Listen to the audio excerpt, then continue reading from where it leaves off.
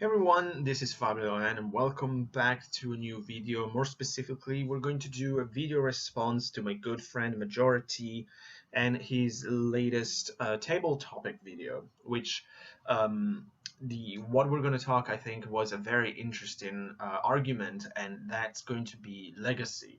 More specifically, we're going to talk about a console's legacy that has been impactful to me in some sort of way, which has been sentimental or important.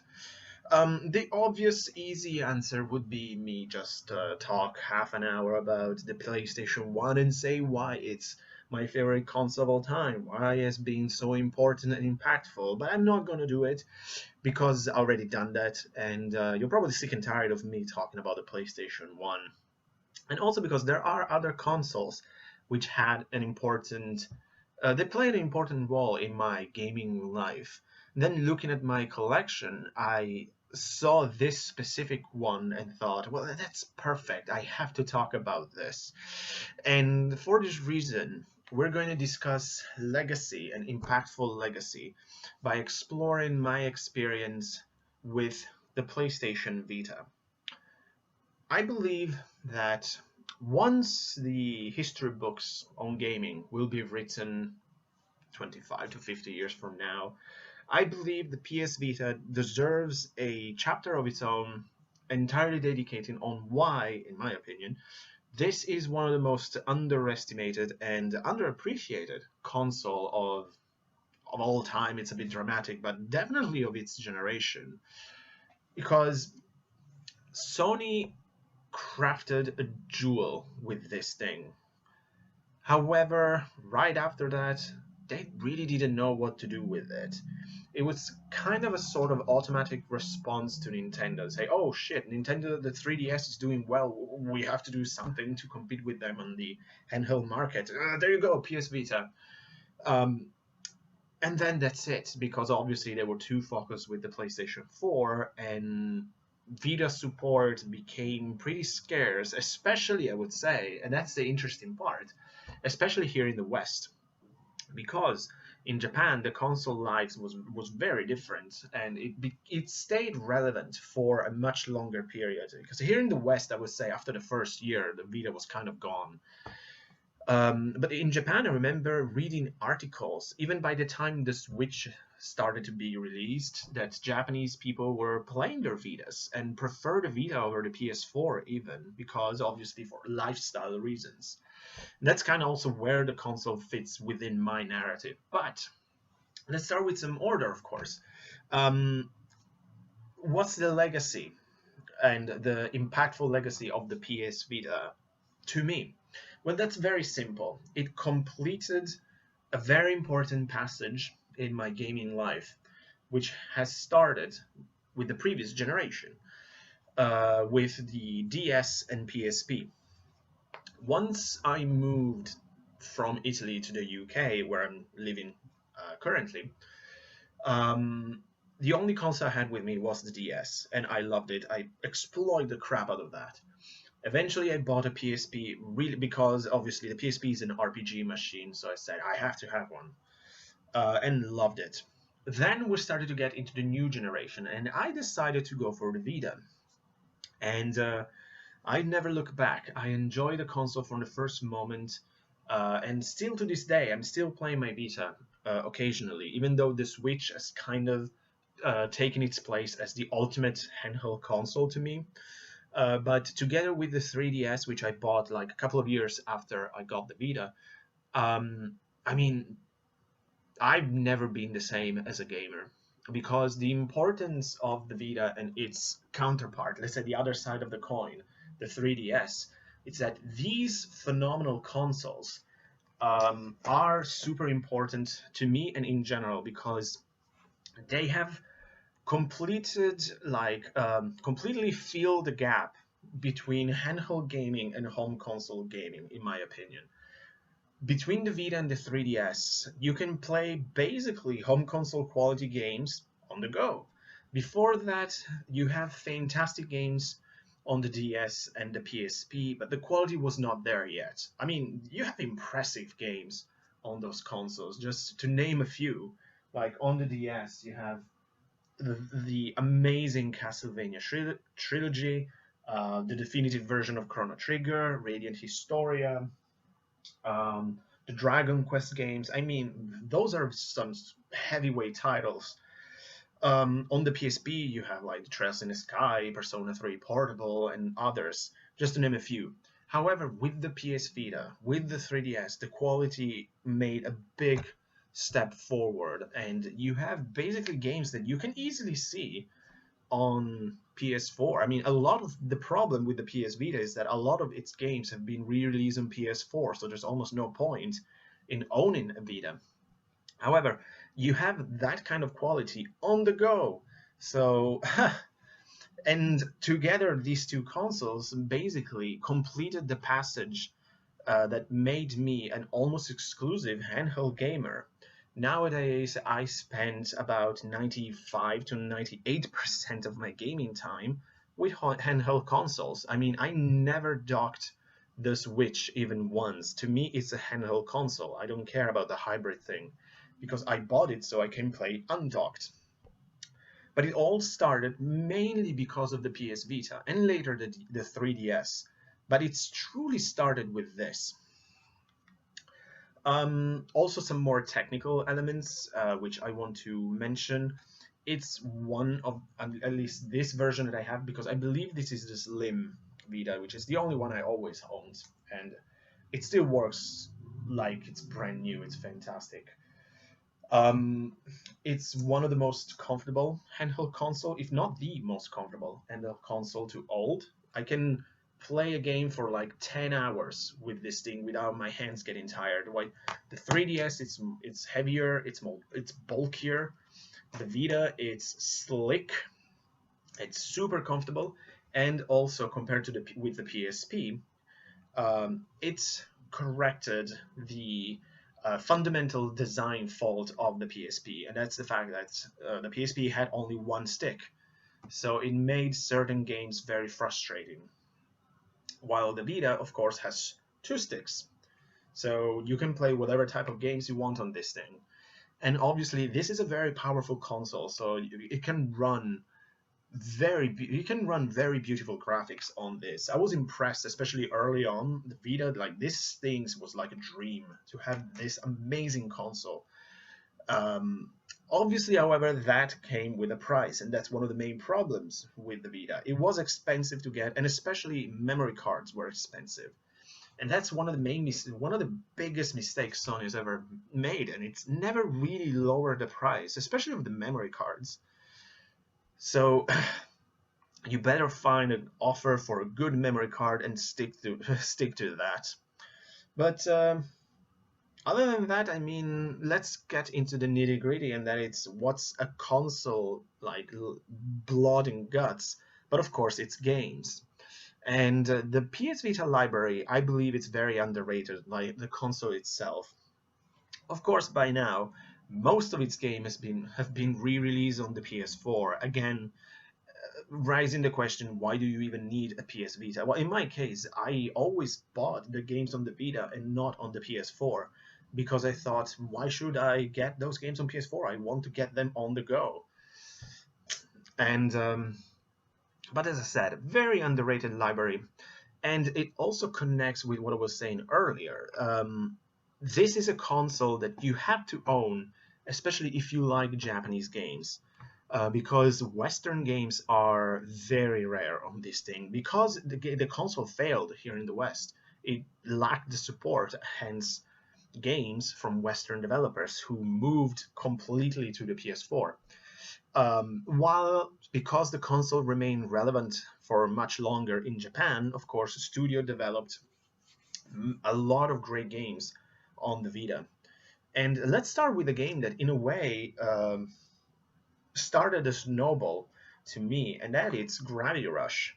This is a fantastic game. Now, of course, you can get this on PS4, of course.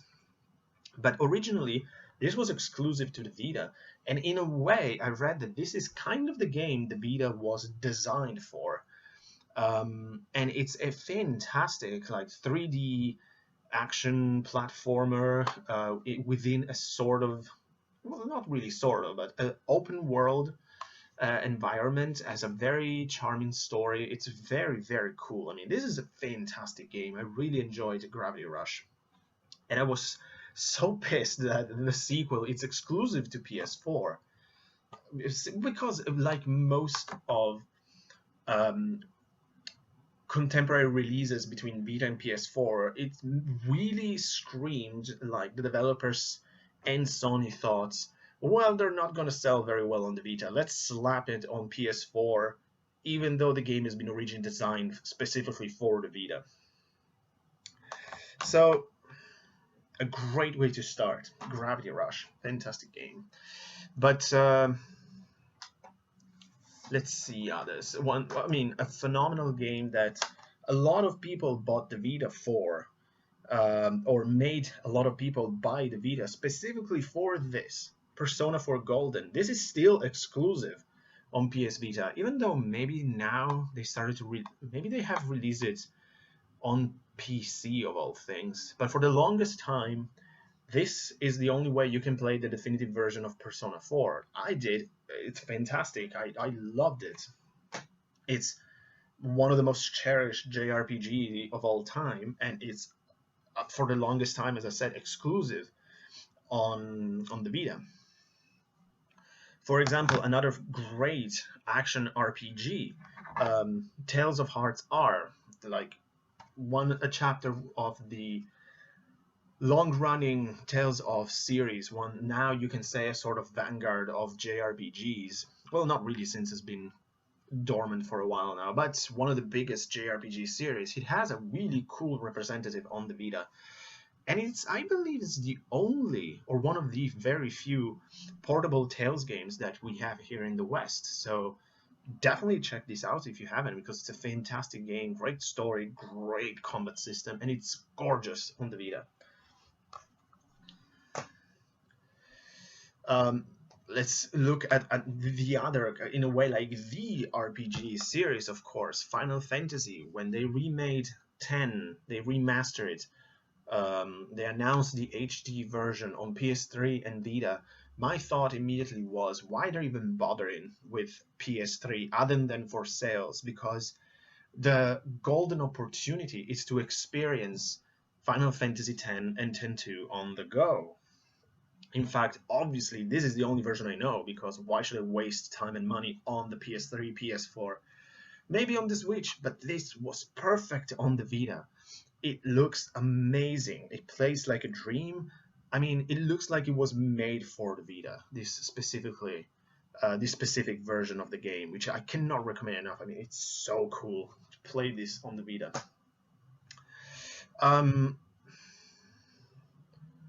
Another a personal favorite studio of mine, which had made the Vita kind of its own console, at least to me, was Falcom. Naturally, with the continuation of the Legend of Heroes series, with two of the best RPGs of its generation, which are the Tears of Cold Steel duology 1 and 2. Of course, these have been re-released on PS3, PS4, PC, everywhere. But again, for the longest time, these were the only way to play these phenomenal games, with this being an absolute masterpiece.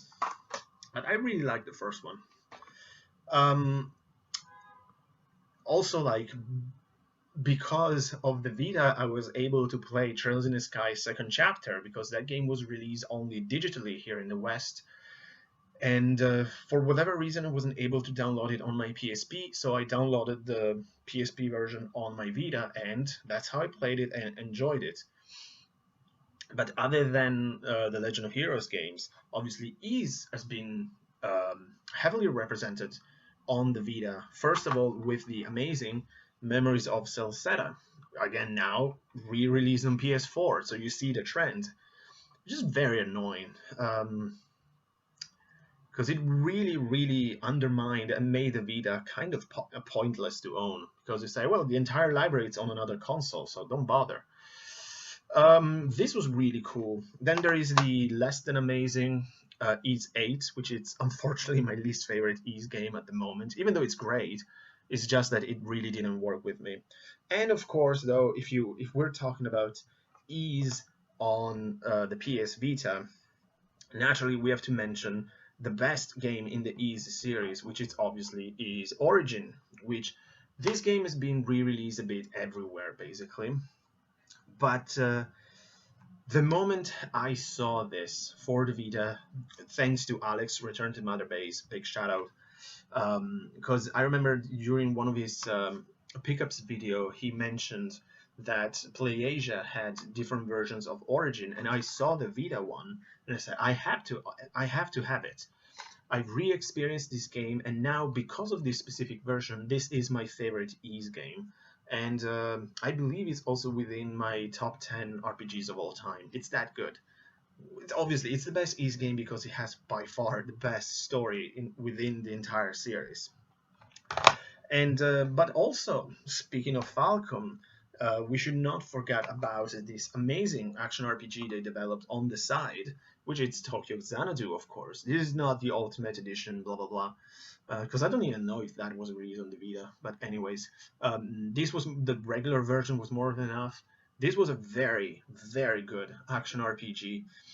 It screams for a sequel because it introduced a very interesting world. We'll see if Falcom delivers. But again, for the moment, this is by far the best way to play this game. Like most of these games, this is how you play them on the Vita, because to play a game like Trails of Cold Steel 2 or 1, both of them took me more than 80 hours on the Vita. I would refuse to spend that amount of time on the PlayStation 3, 4, or whatever. It's like playing Trails of Cold Steel 3 this year. It took me 95, 97 hours. Obviously, I played it on the Switch. It wasn't even a question. And I'm waiting for the Switch version of Cold Steel 4 because I will never play a game like that on a home console. It's out of the question. I don't give a shit if the graphics are not as good as they can be, because that's irrelevant to me. But it's not only Japanese games. I mean, most of them are, but there are Western games, very good ones on the Vita. For example, my personal favorite, I forgot to bring it here, but my personal favorite Telltale game, The Wolf Among Us, I played it on the Vita because how else do you want to play those games? Certainly not on PS3 or 360. Naturally, those games were made for handheld consoles, but of course they slapped them everywhere for sales, and that didn't help. And but for example, here we have another fantastic Western game, Killzone Mercenary. This is a thing. It's an awesome first-person shooter, which something like this on the PSP would have been impossible because of the lack of the second stick. But because of the Vita has two sticks on the side, you can play a first-person shooter just as good as on the PS4, and this looked amazing. And I only touched the single player because apparently this game is awesome online, but I didn't even try it. But again, this is a must-own for a Vita collection. It's really good. But of course, I kept kind of the best for last in a way. I mean, obviously my favorite Vita games are Cold Steel 1 and 2, but there are these absolute gems that, again, have been released, I'm pretty sure, on the PS4, because of course. But originally, I believe they were, well, they started on the PSP, and then they've been re-released to the Vita, and to me, these games kind of defined the PS Vita, and they are, of course, the Danganronpa games. The entire tetralogy, starting with what is still my personal favorite, Trigger Happy Havoc. It has the most memorable cast of characters, and still, I believe, the best twist. Without breaking the game, it has the best twist in the entire story. Ultra Despair Girls, another episode. This is a very weird one, but it really worked with me when I played it. I loved this, and I still hope for a sequel that will never happen, of course. But this was such a cool spin-off. It's a really cool in-between Danganronpa 1 and 2, Goodbye Despair. Very cool, the sequel. Not as good as the first one to me. Very, very nice, though. And then, of course, V3, Killing Harmony, which I have a lot of things to say on this game. I mean, I played it years ago. Up until by the time I was at the end of this game, I thought this was my favorite in the series. It has the best moment. It has the best characters. However, the twist at the end to me went too far and completely broke the series. And I'm not gonna say anything else, but just these 4 games alone are worth owning a Vita for. As said, now they're available elsewhere, but playing this on the Vita was truly, truly special. So, to all the people saying that there were no games on the Vita, I'm not even touching the PSN, of course, because the possibility of playing classic PS1 games for like a tenth or even less of their price to get them physical and play them on the go. It's just, again, another reason to own this fantastic system. But as I said, primarily the importance, because it has this amazing library of most of all like Japanese games, which are kind of my bread and butter, JRPGs, and because of the Vita, I also started to get into some visual novels. It truly made me more into a handheld gamer. Then once I bought the 3DS, I mean the passage was completed, and I've never looked back from there. I mean these are the consoles I want to play. My interest for the PlayStation 4 is very low. I have no intention of buying a PlayStation 5, let alone I don't even consider Microsoft here, but the PS5, I will not get it. The only possible future console I might get, it's whatever Nintendo is going to do after the Switch, i.e. a Switch 2, because that's the only direction they can go. So, but that's the one thing. Otherwise, I'm just going to focus on my Switch. I still have plenty of PS Vita games to play and collect. 3DS games. I just started with scratching the surface of that monster. So, as I said, it completed this sort of hat trick in my progression as a video gamer. Because before I moved to the UK, I was very much home console centric. I had a DS, but I barely touched it because at the same time I had the Wii. So why should I bother with the DS?